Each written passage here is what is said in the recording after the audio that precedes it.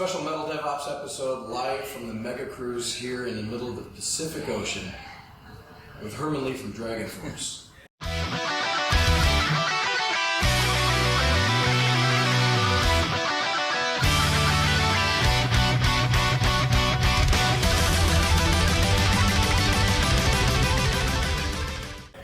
You know, it's one of those things where, I just got done watching you play for the umpteenth time, and you never skip a beat. It seems like you got more energy every time you play, and it's like you feed into the crowd, and it just freaking makes you go, man. Yeah, we just enjoy what we do. We love to what we do, and we just try to make it better each show, right? We always think of the new ways of making the show more interesting and more fun. Dude, a lot of technology goes into that show. Yeah, we got the video screen, we got all the the sound effects and everything going down for my pedal changes. It's a lot. Always trying to increase to make a better production. Sure. And this is actually, the cruise is like probably 10% of what our production is. Oh, right. Yeah, I've seen some stadiums that are pretty intense. Yeah. So we didn't bring our Dragon arcade machines. It's just so it's a different kind of atmosphere, but it's still as fun. Yeah, very intimate show. I mean. Unbelievable. You get right up front and you'll be able to talk to all these folks afterwards. So great. So one of the things I wanted to talk to you about is we heard through a mutual friend of ours, Tom, that you were an IT person in a former life. Well, yeah, and maybe even still are. I really still am a total computer guy. I used to before. While I was the band was still going. My day job was a Linux system guy. So I look after servers like Solaris server, Linux server, Apache server, web servers, DNS, SendMail. Wow. All that stuff. All the classic. While playing Quake. While playing Quake, remember Quake? Quake Online. Descent and Duke Nukem. Descent, wow, yeah. Wolfenstein, yeah. all the old school ones. So, when the band had to go on the long tour I quit my job and never went back because I always thought, I only got one chance at this, right? Right. In metal and play guitar. It's so cool. And doing what I love. I also love, to be honest, I was happy doing computer stuff. Sure. But that was it. It took me all the way down there to here now. And, I'm still a tech guy because I still do, program the video screen. Yeah. The stuff that goes into production of the show all the way to the, our web server, mail system. Still look after a lot of the stuff. I edited the Blu-ray release, myself. Oh, nice. Within the system, helping me get the other footage. So, I work in pretty much everything, and obviously guitar stuff. Yeah. That's another technicality, right, itself. Yeah. So how has technology changed your life? Because obviously you started with that, but then now you use it so much in your production, in your show, wireless and constantly having your on and all these different things to keep you going. How has that changed your life? It doesn't actually make it easier. Yeah.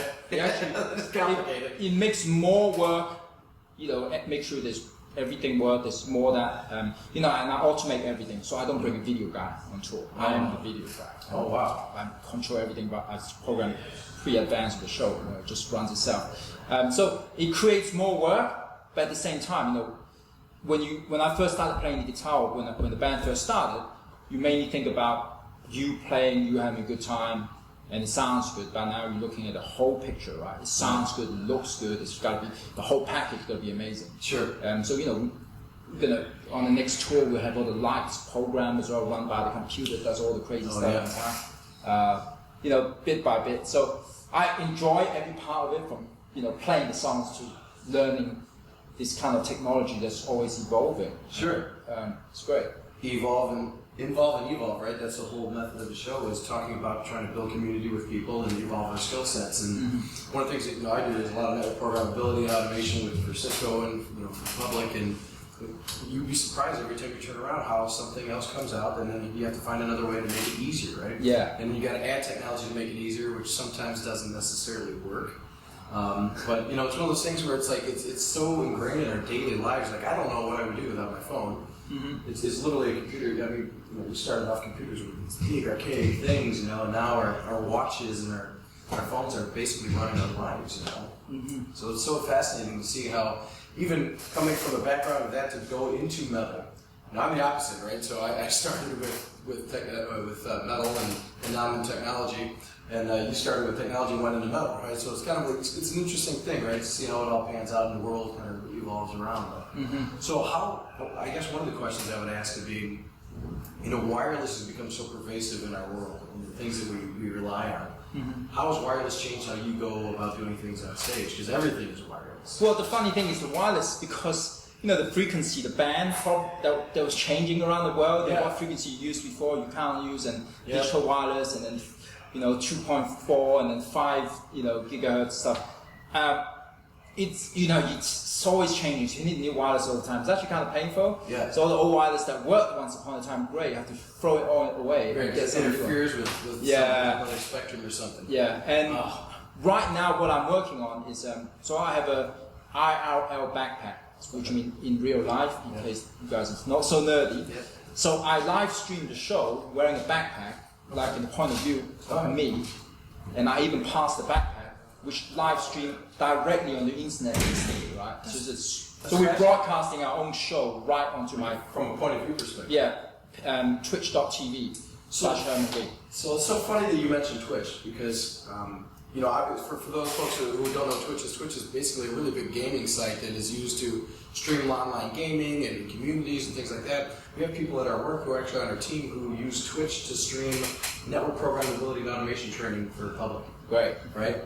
A totally different use case of what Twitch would be. And again, you're using Twitch in a way that's kind of not conventional to what Twitch would be. And it's so fascinating because people really drive to that. And it's just it's a different way of interacting and engaging with the fans. Yeah, and so we recorded the new album on Twitch. You could see fans saw me recording the actual solo of the album, making mistakes or making a good take, like right there, right now. Oh, wow. And then now we both into streaming it from the tour, which means so I'm actually designing the pack, because the pack, not only do I wear it, I actually pass it on to a fan to wear it in their point of view. So that's so cool. Yeah, and they would run into the mosh pit, they would film a bit. Depends what they do, Sure.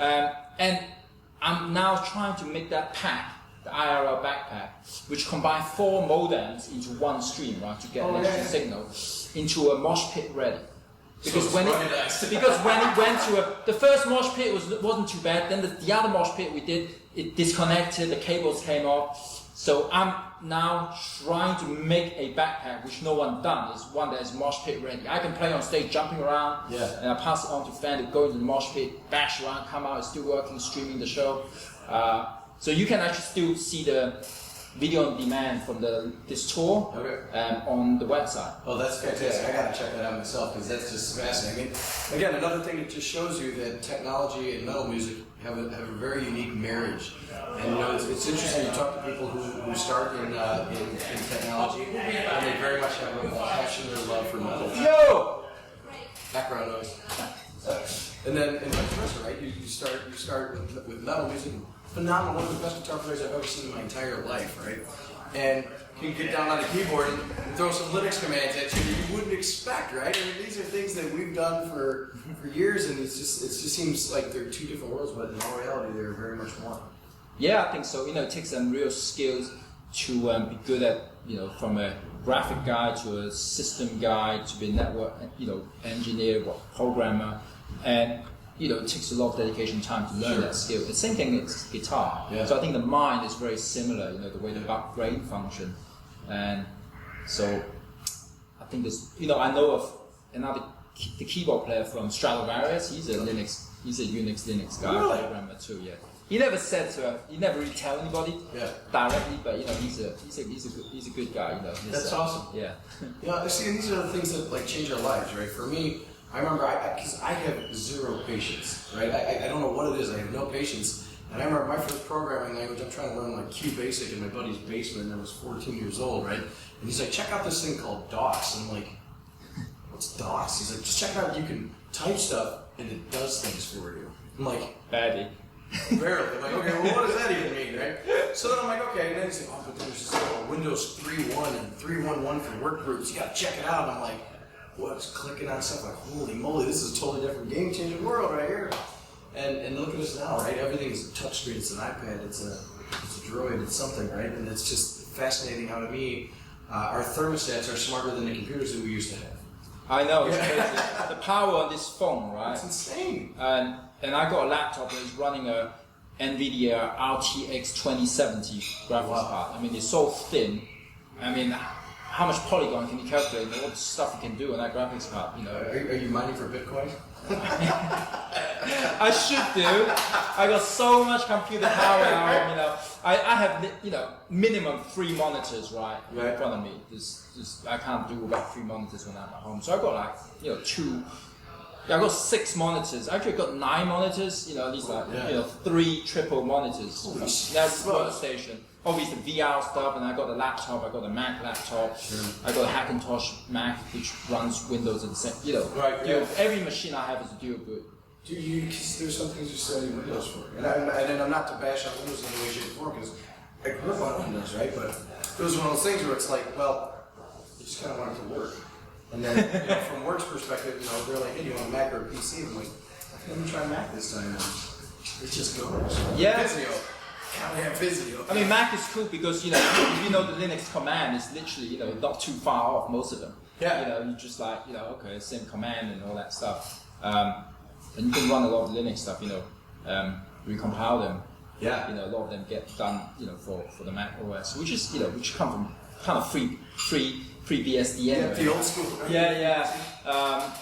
So I use all operating system. Windows, Mac, they're all Linux. They all got their own usage, right? Sure. And I always try to tell fans, who see me live streaming, they go, oh my God, they're using a Mac. I said, I gotta use their tools for the job. Right. The hammer, a saw, Yep. it's a different thing. You can't just say, I'm not gonna use that. I have a toolbox that has a specific set of things in it that I need to do certain tasks, right? Yeah. It's so funny because, we're talking about technology and how it's changed our life, right? And you look out at the world, and we're on a cruise ship in the middle of freaking nowhere recording a show, by the way. And, people are live streaming to a satellite and doing all kinds of interviews and stuff throughout the whole week. Jose Newman and Eddie Trump, these folks are sitting on the boat doing these live conversations with radio stations at XM, right? It's totally different than how it was when I was growing up. I remember my first modem was a 300 baud modem. It was so slow that... About 300. That was the first one. I upgraded to a 1200 baud Zoom.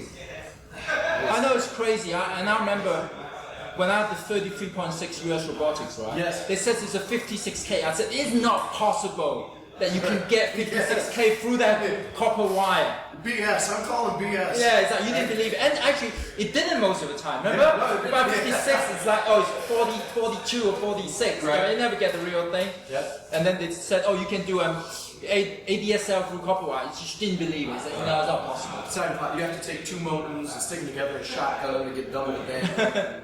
Pay for twice the amount of money for the bandwidth. It's crazy how it's coming. Yeah, it is. Now it's possible. Now, our phone streams at 5G now. I was just going to say 5G is, we do a lot of 5G work, and 5G is literally the next thing. Right? Everybody's like 3G, 4G, and now 5G. And 5G is basically multi-gig. Do we have an interview, please? There you go. Thank you. See, 5G multi-gig via cellular.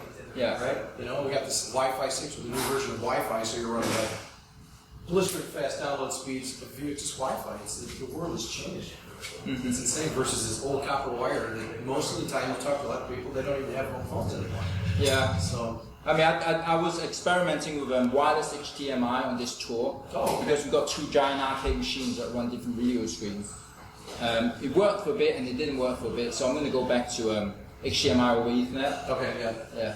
Too much latency on the wireless. Yeah, it's just the connection. It's going through 5G, okay, but the penetration on the 5G is still not that great. It's kind of consumer products anyway. But I'm going to go back to cables when possible. It's still safer. The VP wireless had so much trouble in the past. Yeah. So then you got to worry about interference and how the RF spectrum works and all that other stuff. It's things that normally people wouldn't think about or even deal with. But being a tech person and in metal, it's so funny the different combinations of things you have to now think about and worry about. Yeah. Dude, I want to say thank you so much for taking the time. Thank you. It's been a completely amazing time to sit down with Herman. Check out the new album, and also go to Dragonforce.com and check out some of the things that we were talking about, and Twitch.tv. Yeah, Twitch.tv/Herman Li. We'll take everybody with us on a world tour. We'll be streaming from the tour. You know, we do like from tour bus stuff, pre-show, after-show stuff, Yeah. show, and Man. we do a bunch of crazy stuff. So, you know, check it out. We're continuously evolving, and you can see how we evolve the technology, right? Yeah. Improve our backpack, the streaming, we add aerials, and try to always make a better It's so connection. fun. You do anything with drones yet or no? No, I can't pilot a drone. I can't. I don't know how to do it either. Yeah, I'm gonna crash and destroy that. We're right off of the boat into the water. Yeah, that was an expensive mistake. Anyway, thank you all, and again, thank you so much. Thank you. Great fun to sit down with you. MetalDevOps.com. Check it out. We'll talk more later on.